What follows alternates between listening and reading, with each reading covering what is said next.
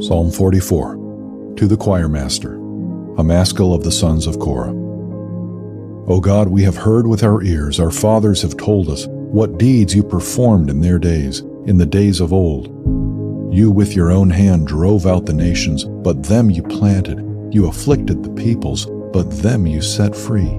For not by their own sword did they win the land, nor did their own arm save them, but your right hand and your arm and the light of your face, for you delighted in them. You are my King, O God, ordain salvation for Jacob. Through you we push down our foes.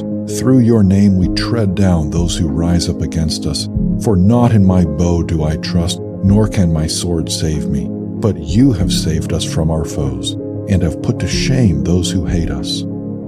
In God we have boasted continually, and we will give thanks to your name forever. Selah.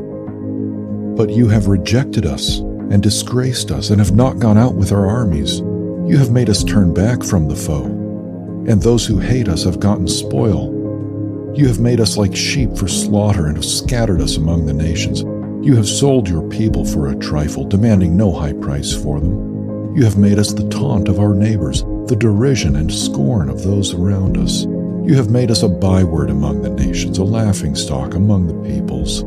All day long my disgrace is before me, and shame has covered my face, at the sound of the taunter and reviler, at the sight of the enemy and the avenger.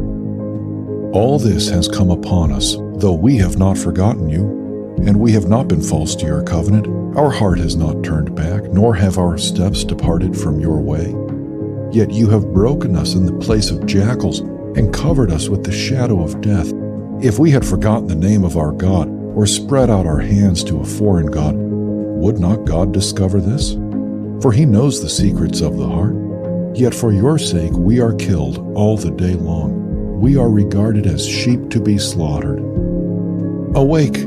Why are you sleeping, O Lord? Rouse yourself. Do not reject us forever. Why do you hide your face? Why do you forget our affliction and oppression? For our soul is bowed down to the dust. Our belly clings to the ground.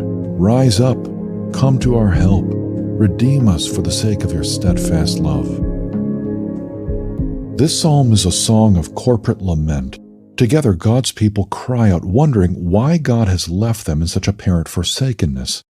It is deeply bewildering to feel abandoned by God. But this is sometimes our experience. But note what the people also affirm.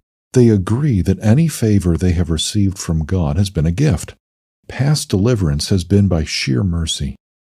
Not by their own sword did they win the land, nor did their own arm save them, but your right hand and your arm.